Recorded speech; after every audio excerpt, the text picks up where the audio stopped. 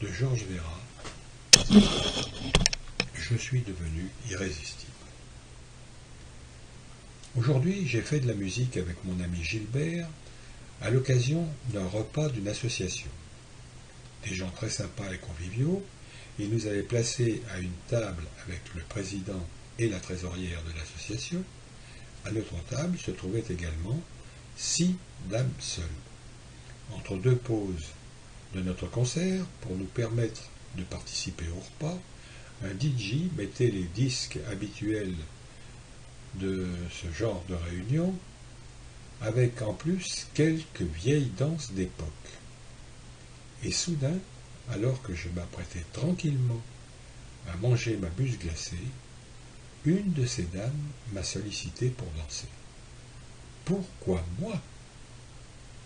Alors que j'ai 20 ans dans ma tête et que je ne suis pas supposé danser la valse, mais le rock'n'roll, car je suis un rocker pur et dur, et que c'est la musique de mon époque. Je n'avais pas pris garde que les aiguilles du temps avaient tourné dans ma vie sans que j'y fasse attention, et que l'impression que j'avais en tête concernant ma personne ne correspondait plus tout à fait à mon état civil. Ceci pour ceux qui ne me connaissent pas.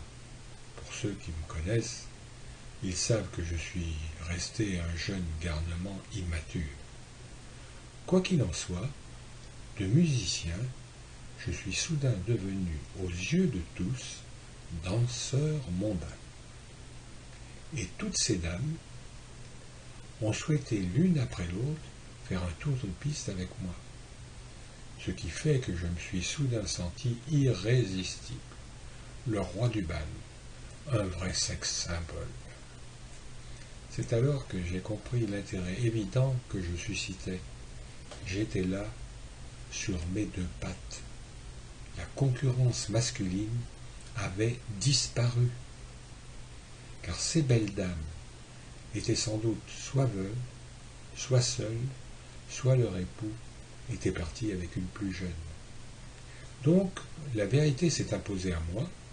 Pour devenir si attirant au fil du temps, je n'avais rien eu d'autre à faire qu'attendre que toutes ces personnes soient veuves et aient envie de danser. Pourquoi n'aurait-elle pas manifesté ce même intérêt pour ma personne une 50aine d'années auparavant? Ça m'aurait évité beaucoup de râteaux et des retours à la maison avec une bonne malle à cause de la picole, à une époque où dans les bals, pour une douzaine de filles, il y avait 110 gars. Donc, moralité, si vous avez 20 ans et que vous êtes seul et sans trop d'argent et que vous plaisiez moyennement aux filles de votre âge, rien n'est perdu. Un jour, vous aussi, vous serez tentant et incontournable. Il vous suffit d'attendre une 50aine d'années. Les dames vivant plus longtemps que les messieurs, un jour, vous présenterez pour la gente féminine un intérêt numéraire évident et vous serez sollicité pour faire danser tout un régiment féminin qui n'aura Dieu que pour votre personne. Vous serez convoité comme vous ne l'auriez jamais espéré et vous n'aurez que l'embarras du choix pour votre cavalière ou vous pourrez éventuellement toutes les avoir les unes après les autres. Le point négatif de cette soudaine embellie dans ma vie sentimentale, c'est que mon ami Gilbert m'a filmé en train de faire des tours de piste et que j'ai bien peur que mes exhibitions du niveau de danse avec les stars ne se retrouvent assez rapidement sur Facebook. Il en est bien capable, le boule, hein. Et en plus, je risque de prendre une bonne remontée de bretelles par mon épouse si elle voit ça.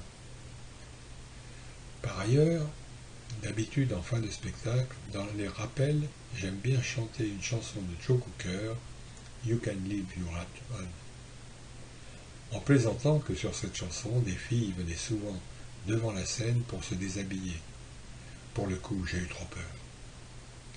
Que mes nouvelles groupies ne prennent mes propos au sérieux et viennent le faire pour de vrai. Georges Véra.